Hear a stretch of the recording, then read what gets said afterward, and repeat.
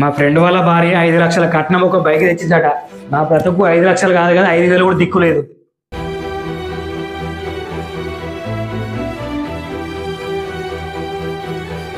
అయినా ఈ గతిలేందని పెళ్లి చేసుకోవడం నాదే తప్పు.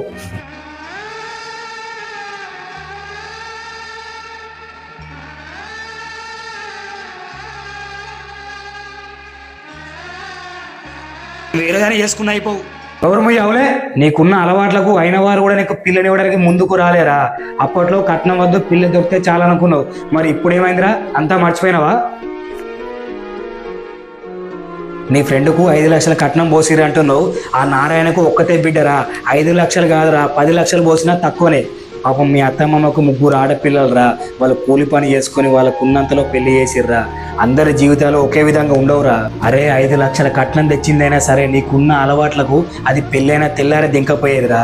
నా కోడలు రూపాయి కట్నం లేకపోయినా అది బంగారం రా, ఎందుకంటే దాన్ని నువ్వు ఏ రోజు మనిషిలాగా చూడలేవు, అయినా కూడా అది నిన్ను పట్టుకొని ఉంటుందిరా.